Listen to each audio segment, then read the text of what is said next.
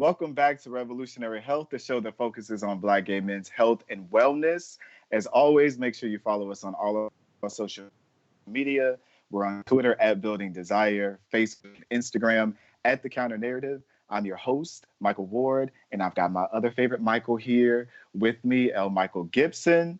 He's a writer, he's an art critic, advocate. He loves music just as much as I do.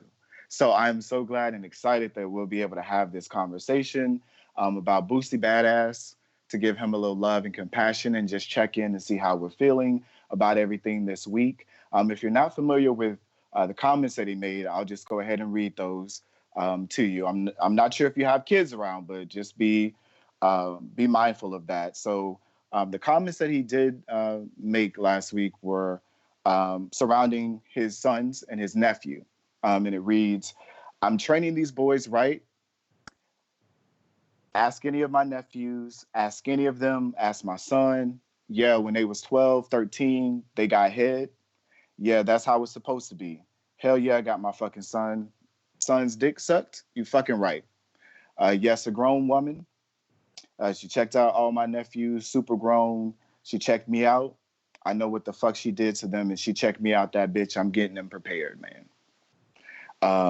So we kind of just want to both discuss kind of those comments where we're feeling thoughts and questions that surround those things. So I just want to check in with you first before we get started on this conversation.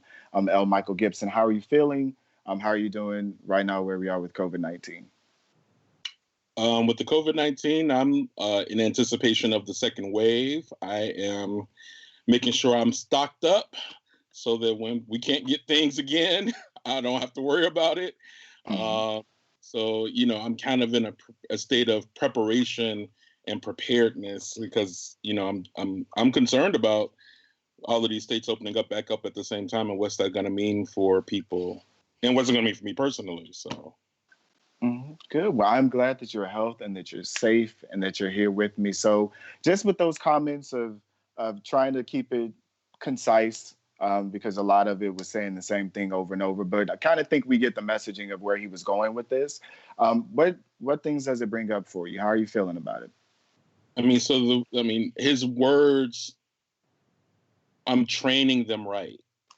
So I think that immediately when you get to I'm training them right, what I heard in that, intentional or not, was I'm training them for toxic masculinity. I'm training them to be good patriarchs. I'm training them to view women as bitches, right? Because that's how he refers to the woman who he paid for the service. I'm training them to be like me.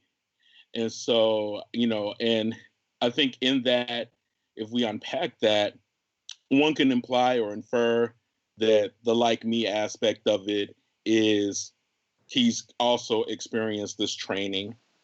And it's a training that he didn't seem to have any problem with. And, and that it's a right way, right? That there's this essentialist nature of it, that exposing male children to sexual trauma early as privilege is a rite of passage, right? And so, yeah, I think that there's a lot in what he said that I know people immediately kind of go to the homophobia aspects of it and the fear of them turning queer as if sex with a woman is corrective, which kind of has a history in kind of the rape of lesbians, right? Like a lot of the times the male perpetrators of lesbian rape will be like, once you get this dick, you'll be corrected. You'll be fixed. You won't want women anymore. And we obviously know that that's not true. That's not rooted in anything accurate or medical or factual. It's just rooted in hate and toxic masculinity and fear. And I've heard, obviously, there's been a legal aspect too, and we can get to that. But my first thoughts were, that this is a training. And as much as people want to focus on Boosie, I'm actually more appalled by how many hearts came up on the Instagram as he was saying it. There weren't any negative faces. There weren't any any contrarian comments in the comment section. If you watch it as it's coming up in IG, he's co-signed throughout his statement. He supported throughout his statement that this is correct, that the rape of boy children is correct. So, yeah. Yeah, and I think my first reaction kind of when people started talking about it, and I was like, oh God, what did he say again?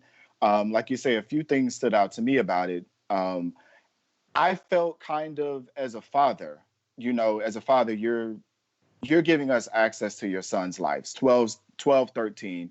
You're now putting their sexual lives on display for the entire world. For anybody tuned into the IG Live, anybody tuned into the YouTube that's recorded after, you are now putting these young boys' lives, sex lives, particularly on display for the entire world. So in a way, to me, it felt like it was very, almost kind of an invasion of privacy a little bit.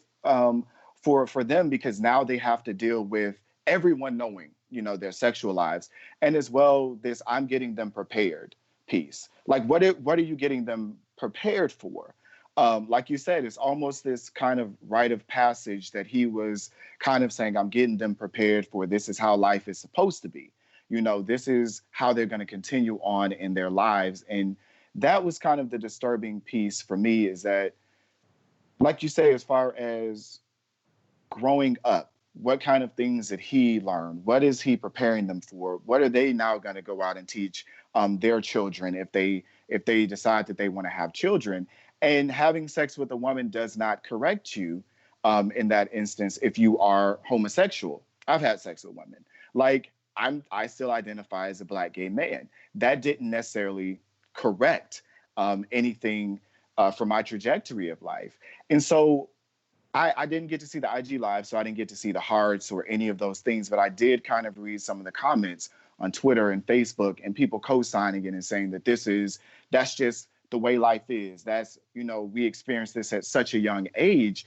And it kind of, for me, made me think about a few things. In particular, what did his father teach him? What was his rite of passage? What kind of messaging did his Black father kind of give to him to say that this is okay, this is the way that it's supposed to be, and kind of challenge us to think about that. What kind of messaging as Black fathers and the messaging that we got from our Black fathers about treating women correctly, about respecting our bodies, about respecting other women's bodies, to enter into those space. So it just brought up all of these kind of things in my mind. And sometimes I feel like social media isn't the right platform a lot of times to get all of this out. So I'm glad that you're here with me to be able to kind of get some of my thoughts and my feelings out about these things. I kind of want to pose a question as well to both of us, as far as with any of the Black fathers that may come, or uncles, cousins, anyone that may have a chance to pour into the lives of a Black gay boy that might watch this eventually. How do you feel that messaging and those things for Black gay boys? What can we take away from it? What advice can we kind of give them? I mean, I think that, so, for me, I want to co-sign first by sharing a personal story. My first sexual experience was not with a boy.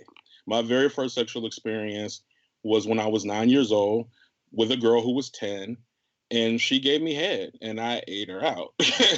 Right? Like, or what we thought we were doing based on whatever things we had been exposed to inappropriately. And I went on to be gay, right? Like, that didn't stop me from eventually going on to having relationships with men. So this idea that even if you are concerned, we won't even get into the badness of you being concerned that your child might be gay, how fucked up that is. But even if you are concerned, this is not the strategy, right? We have empirical evidence of plenty of gay men who are fathers, plenty of gay men who are who've gone on to only be in relationships with men after childhood explorations of their sexuality with both genders, or all genders. And yeah, I mean, let's first just get that out the way. This is not taking care of nothing. So the other thing is that I wanted to share. So I brought a book called No Jewels by poet Ty Allen. And Ty Allen has been, and I wrote the foreword for this book. So it's a poetry book, which is always funny to me because I'm not into poetry like that. But Ty's a friend, and Ty's a heterosexual Black man who is very alpha male, like 6'5", 6'6", basketball playing, history of some dubious behavior and crime, New Yorker, going on to be a community activist and Renaissance man. But the book itself is about his experience from, I think, ages 8 to like 11, being sexualized by a woman, a grown adult woman. And he asked me to write the foreword because he knew I had experienced being raped at 14 by a grown man. Now, I had been having sex with men for 2 years prior to this rape, so this was not the rape that made me gay. But because I had had that experience of being molested and he'd had the experience of being molested, he thought it was important that we talk about that this is a shared conversation that we should be having about boys, period, right? Like that rape of children doesn't know a sexuality. And it can happen to someone as alpha and masculine, a father, somebody who's looked up to by other men. And it can happen to, me as a gay rights activist and as a writer and advocate person. So like, this is a conversation we need to be having about Black boys and the protection of Black boys and how vulnerable Black boys are. And because of what happened to me, my mother taught my brother, who's 18 years younger than me, that people would want to sexualize his body. And that wasn't a conversation that, people, mom had conversations with me about not getting in strangers' cars, right, as a kid. But there wasn't like this very explicit conversation that, people would want to take advantage of your body and that you should do whatever you can to protect your body. And we'll also do what we can to protect your body. And because of that, when my brother was accosted, was stepped to by a grown up, when he was 14, he ran. right. Like he knew immediately what the score was. He knew what was happening, and he got out of Dodge. Right? Like that's the kind of, education and protection. If you're a father, you should be teaching your boys that grown women and grown men can be a danger to their bodies, that grown women and grown men want to have sex with their bodies. Now, in this instance, this was a sex worker who was paid, and there's another dimension to that in this.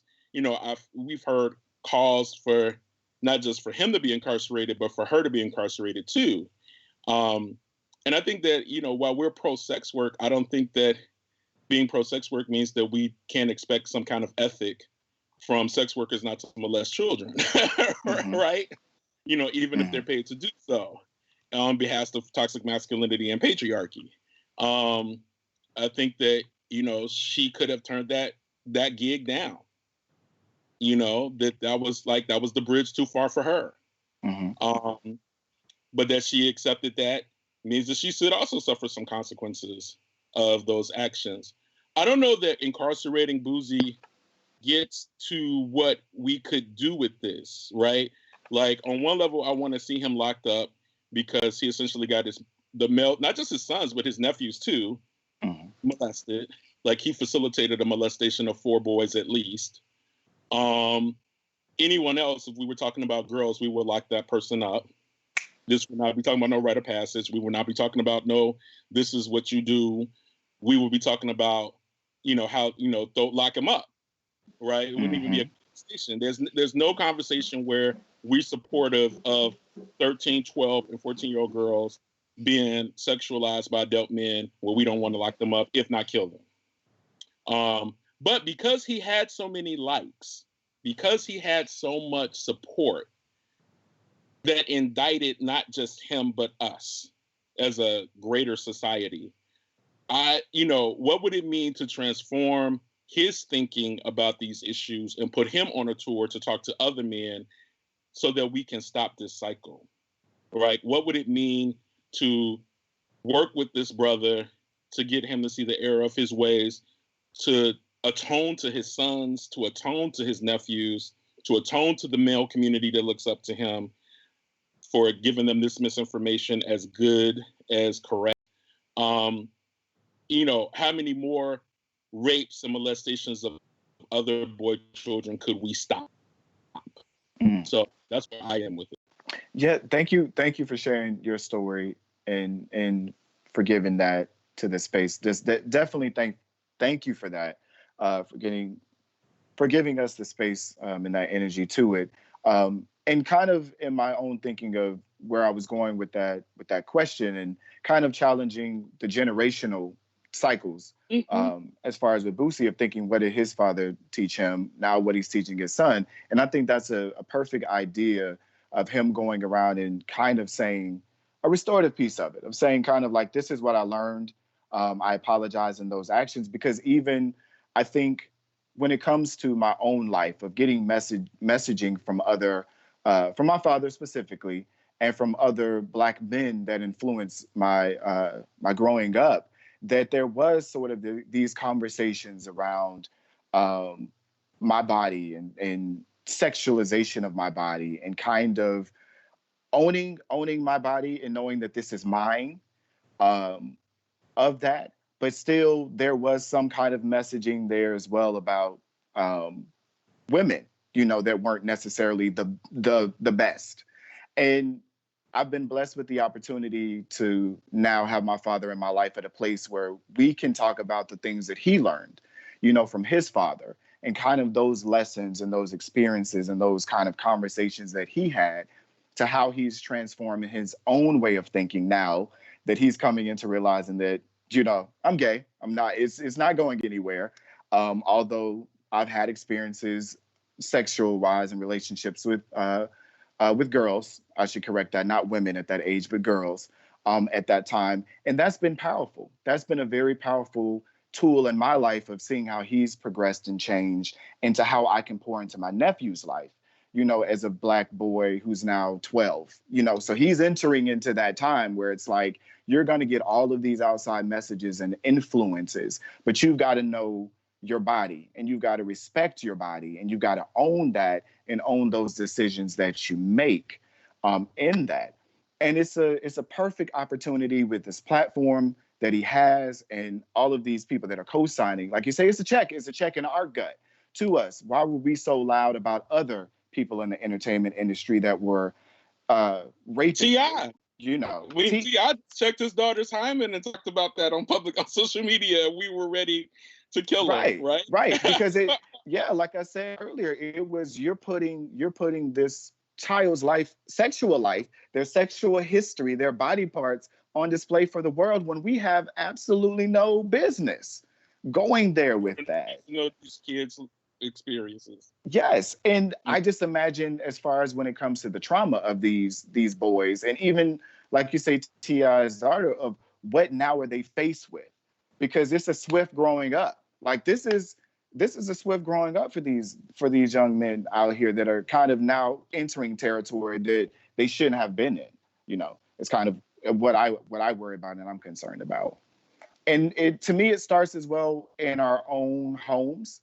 We have to be able to have these difficult conversations with daddy, uncle, you know, nephew, all of these kind of things. It starts with us to have those conversations. If we're co-signing it and liking it and putting that messaging out, it starts with us, you know. I'm sure I'm going to butcher his first name, but Kaise Lyman's Heavy talks about his very open, actually the very opening chapters of his memoir. Heavy talks about, as a Southern boy, growing up, I think it's in Mississippi, and his experience being prematurely sexualized and the pressure, right? Like he talks very viscerally about the fear and the pressure in the moment, that even if he, you know, that he knew that what was happening was immoral, right? He knew that what was happening was unethical, but he didn't feel like he could in that moment. And this wasn't even with adults. This was with, you know, like, these were like with just older kids, right? Like, and maybe young adults who were around him in that moment, who were trying to get him to have sex with a girl or run a train on a girl and participate in what he knew was unethical behavior. and the pressure and the fear. And I think at one point, I think he even pissed himself or something. Like there's like this narrative that these boys are excited and want this moment to happen, and maybe not. You know, a lot of there certainly wasn't room or for agency in, you know, what would have been said if they did not allow it. You know, based on the person that was on that IG, I don't think that there was space. It wouldn't have been space for me as a grown-up, much less a space for a 12-year-old in the face of those other adult men saying, you have to do this. If you don't do this, you're not a man, or you might be gay, which is, of course, like the most scariest, terrifying thing in the world when you're a middle school age child.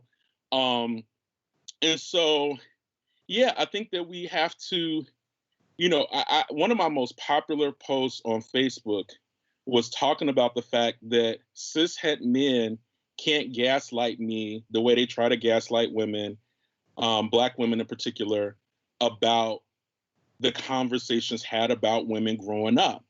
I was in those rooms. I was in that locker room. I was in that barbershop. I was in that uncle space. I heard and was trained right next to them to think about how to run game on women, to think about how to get over on women, to think of, you know, like the language, and you're a kid, right? And like part of you, particularly if you're a queer kid, you're like, well, I'm not, you know, everybody else is nodding their head and agreeing and enjoying this moment. I'm not enjoying this moment. I'm not agreeing with this moment. I'm having a problem with this moment, but certainly don't have any voice to articulate that or to buck against it. You just sit and you listen and you hope that nobody calls on you to have an opinion, right? Real because shit. You're terrified that you're not going to say the things that everybody else is wanting to say. You know, so I was immediately taken back to those moments of wanting to fit in and wanting to be considered a cool guy with other guys. And you know, you want me to have sex with this grown woman in order to get there? Many a boy, I'm sure, did do it, have done it. And maybe that's why so many people were willing to co-sign, because to not co-sign would be to have to interrogate those fathers, those uncles, those male mentors that they hold in such high esteem, who were facilitated a rape, who facilitated a molestation, right? Yeah. Yes, having these difficult conversations and holding those people in our lives that we love accountable and checking them in love and coming from a loving place of that, which is definitely what we wanted to do with this. I understand as well with the comments that they were very, very, very, very fucked up. But this gives us an opportunity to be able to hold him accountable, but check him with love. And I love this conversation that we're able to have about that. But I just want to say, in this space of anything else, because I know we can go a lot of different ways with this. But in this space, any last thoughts? Anything else that you want to offer up to anybody watching before we get out of here? I guess if you were that 12-year-old, or if you are currently that kid, because, you know, who knows what ages are watching us in secret, right? You know, it's okay to decline this experience. It's okay to get help if you have had this experience. We know from stories like Bob Fosse, who was this great American choreographer who had an incredibly fucked up relationship with women for the rest of his life because he had been sexualized at like 12 and 13 by a group of adult women.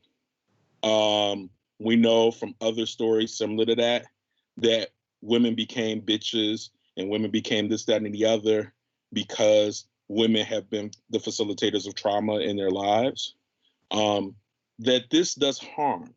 That this does harm to the Black family, that this does harm to Black love, that this does harm to Black gender and sexuality relationships, that this does harm, and that it's okay to get help for that harm. And it's okay, like you said, Michael, to hold the people accountable in your life who help facilitate this behavior. They are not that behavior. They facilitated a behavior. They engaged in a behavior. That does not make them that person, right? And so how can we, but that doesn't mean we can't hold those people accountable for the harm and the trauma and the hurt that they caused. And if we don't stop it now, we'll continue to, 20 years from now, there's going to be some other rapper talking about how he helped facilitate this with their kids. Mm-hmm. We're going to be having this conversation again. And I just hope that we learn to do better. Thank you. And I would say for myself to offer up as well as someone who's actively working in therapy with the help of therapy, that there is help out there. There are people who can help you get to a place in your life if you've encountered it, if you've got this messaging, if you grew up with these things, that can definitely help you identify those areas in your life at that age of where it happened. And they can definitely give you the tools and the resources to work through it. And that's one of the things that like I say, I'm actively working on. I'm working on that messaging around masculinity, about treating women, about my own relationships with, my father and my nephew, from those things that I heard as a young boy. So I will definitely offer that up. And it's okay if it does not feel right to you to question that. You have agency and you've got control. You've got more power than you know over it. So definitely, if it does not feel right and that intuition and that gut leads you there, please check for what you go. So thank you so much. One last thing, I just want to, as a resource for people, okay. If you don't know how to have this conversation with people, Mark Lamont Hill wrote a great response that's in The Root, and it literally has every argument that people make in a rebuttal. Just send that to the folk, right? You don't have to engage the people in the back and forth and mess up your Saturday and mess up your mental. Yes. Just send them that Mark Lamont Hill of everything that people have come up with to try to justify this trauma and in the salient response to it. Yes, thank you, because I actually did. I checked that out. And like you said, the people who say, is this really rape? In different kind of response is but those are the kind of things that, like you said, we have to be able to check people on that. And that was a great article. Thank you for bringing that to the space. And thank you for being here, for having this conversation with me and chatting with me. It's always a pleasure when you come sit with me. I appreciate it so much. Thank you. So please, you too. I'm glad that you're safe and well, and everybody else out there. So as always, make sure that you like, subscribe, comment, follow us on Twitter at Building Desire, Facebook and Instagram at The Counter Narrative. Love you very much, and always be good to yourself.